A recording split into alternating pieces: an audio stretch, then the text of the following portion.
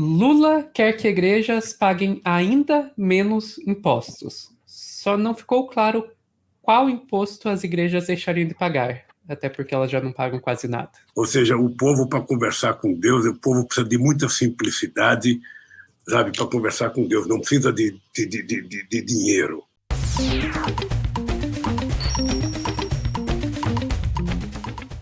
Ok. Notícia saiu no Metrópolis, dia 3 de junho, hoje, se você está assistindo ao vivo essa live, né?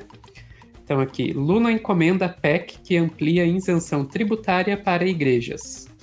Daí vai contar ali pra gente, né, que ele fez um pedido à senadora evangélica Elisiane Gama, do PSD do Maranhão, e que a proposta beneficiaria igrejas, que a proposta que beneficiaria igrejas será preparada com a Casa Civil. Então, a gente tem essa informação. Lula quer que igrejas paguem menos impostos através dessa PEC.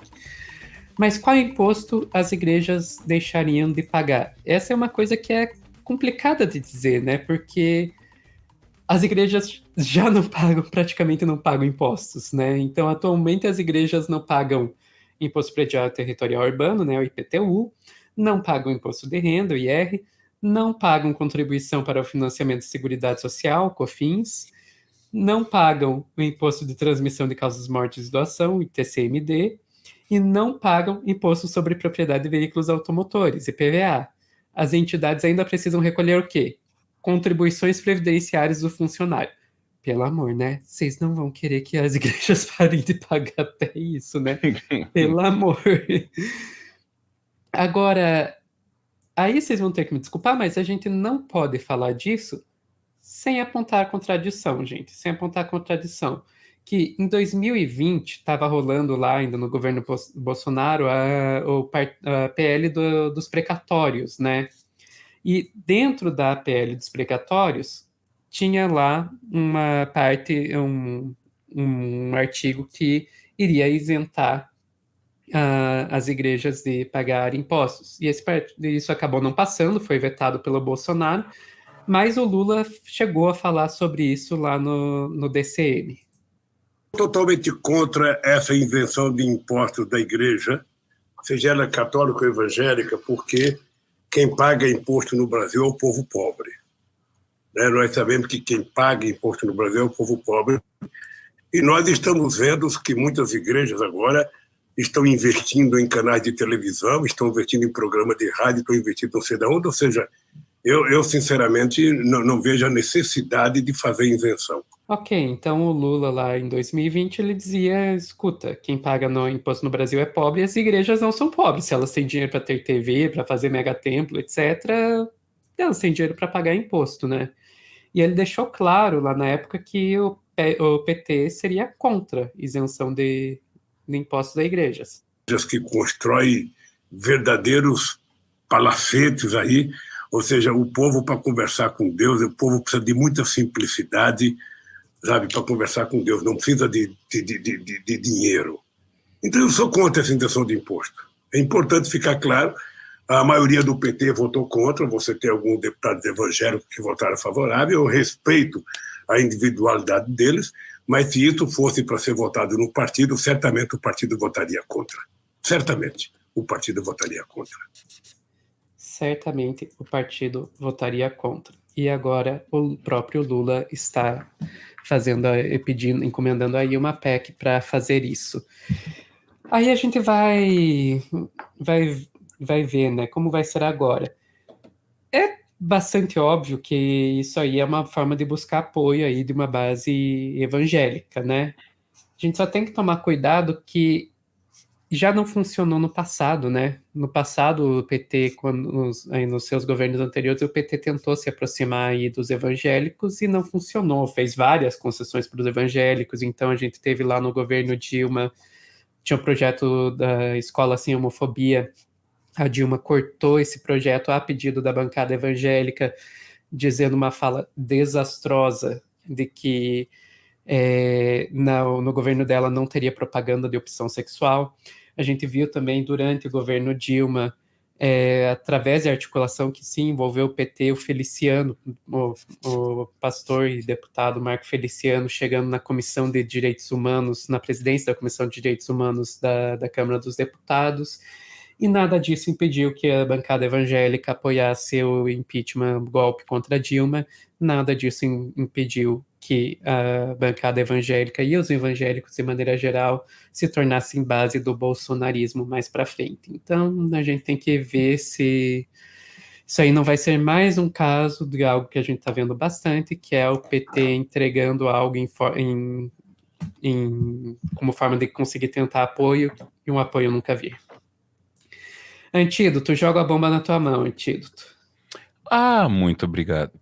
Olha só, olha que coisa curiosa, Sofia. Eu não sei, o pessoal que estava acompanhando ali, desenhando, escrevendo e tudo mais, pode ter percebido, assim. Mas o meu canetão vermelho acabou enquanto eu escrevia sobre isso. Agora que você me pede para criticar o Lula, enquanto eu estou escrevendo, meu canetão vermelho falha. O vermelho, Sofia. Isso é uma coisa que quer dizer, o Álvaro chamaria de sincronicidade, né? Esses papos de maluco aí. Mas eu acho que, olhando para isso, dá para ver uma coincidência? Dá, é só o que dá para ver. Mas enfim, gente, isso é uma coisa que se o Bolsonaro estivesse fazendo, eu ia criticar bastante. Certo? Eu iria criticar bastante. Mas sendo Lula, eu não vou. Mentira, foda-se. Olha só, eu vou sim.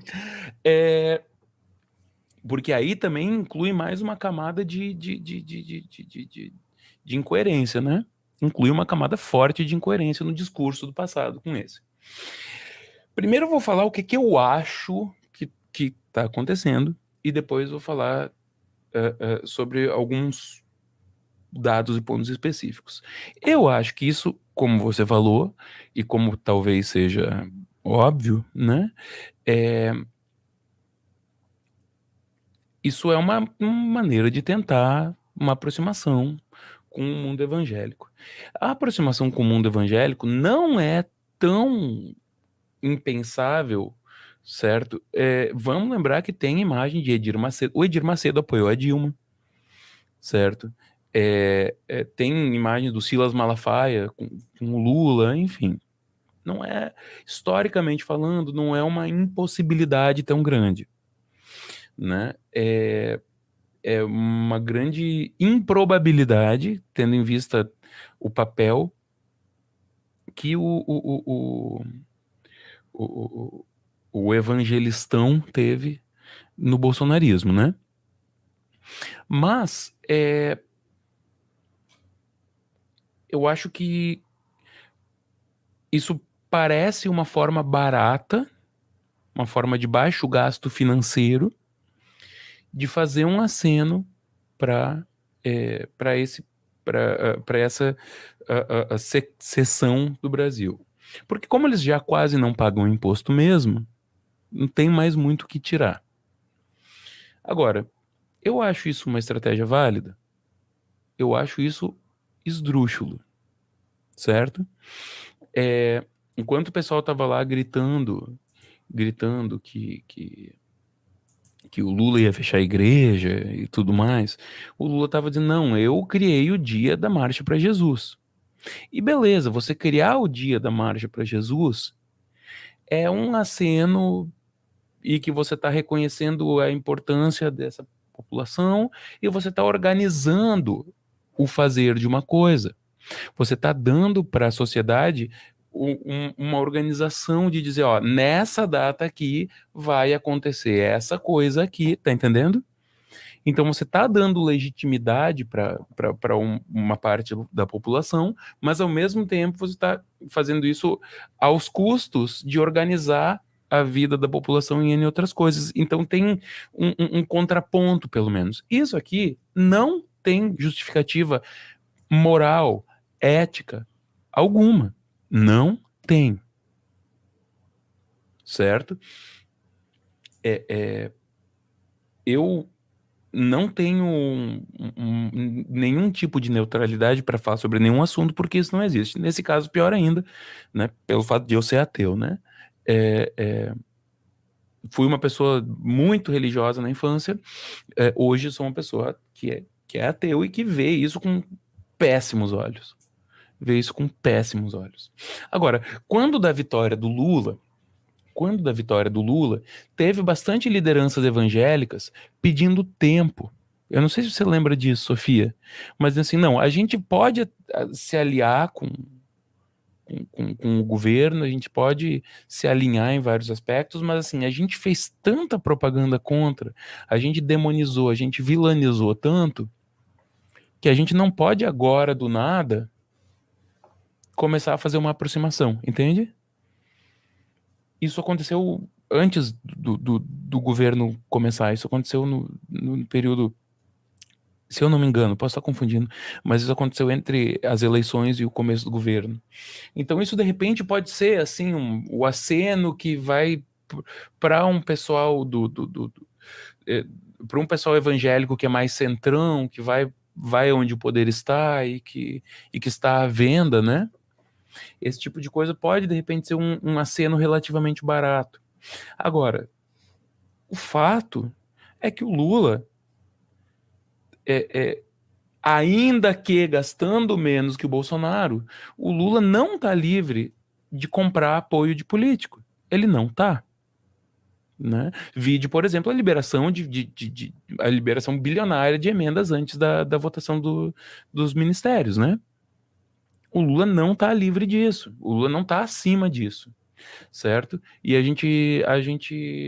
eu super entendo a pessoa que pós-bolsonarismo quer se segurar com força na ideia de que beleza, o diabo já foi e agora a gente está salvo, mas parte do que foi o bolsonarismo foi o fascismo daquelas pessoas que estavam no poder, mas outra parte disso é o sistema no qual esses fascistas estavam operando. E esse sistema não foi embora. E o Lula está operando em muito dentro do mesmo sistema que o Bolsonaro estava. E comprar essas coisas de maneira que eu considero imoral,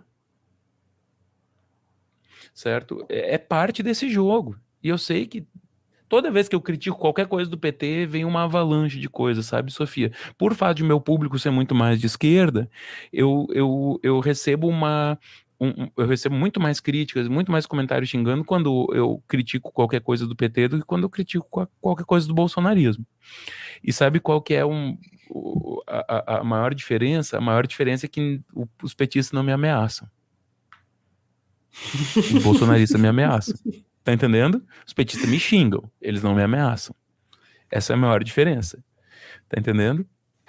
Eu vou te dizer que eu já vi petista ameaçando, viu? Não, já teve, mas eu digo na média, assim, Na né? média, não Na é média, comparável, não é comparável. na média, não é comparável. né, os bolsonaristas me ameaçam muito, muito, muito mais do que os petistas, né? Agora, isso aqui é uma coisa injustificável, cara. Isso aqui é uma coisa injustificável. E se isso significa que eu tô criticando a maior frente que a gente tem contra o bolsonarismo, então eu vou criticar a maior frente que a gente tem contra o bolsonarismo. Porque isso tem que ser criticado, cara. Porque isso tem que ser criticado. Porque a gente não pode naturalizar esse tipo de coisa. E quanto mais a gente naturalizar esse tipo de coisa, e aí, por favor, fãs do Lula, ouve com carinho o que eu vou dizer. Se eu não criticar o Lula fazer esse tipo de coisa, que possivelmente ele não quer fazer, tá entendendo? Eu tô legitimando o sistema que força o Lula a fazer esse tipo de coisa. Você tá entendendo? Então mesmo você que é lulista deveria criticar o Lula perante isso.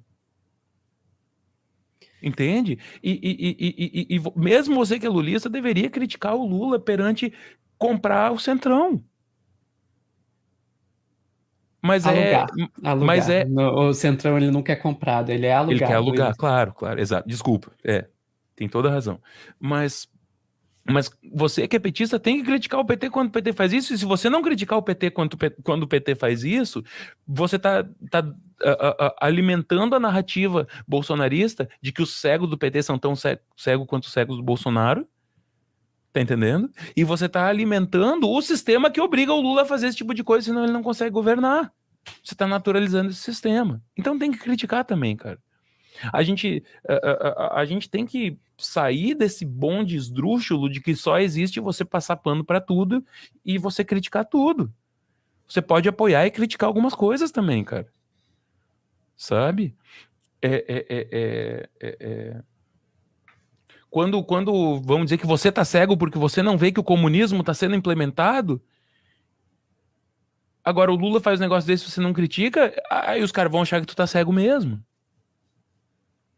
Né? Então, assim, e tudo bem se vocês discordarem de mim, e tá tudo bem. Vocês têm todo o direito de discordar de mim, tá? E eu talvez esteja muito errado, e tá tudo bem. Agora, eu acho que isso precisa ser criticado, inclusive por apoiadores do governo. E você dizer, eu apoio o governo apesar disso. Mas eu não vou naturalizar isso aqui. Isso aqui tá errado. Isso aqui tá errado. Tá entendendo? A gente está num estado laico, não existe nenhuma justificativa para isso.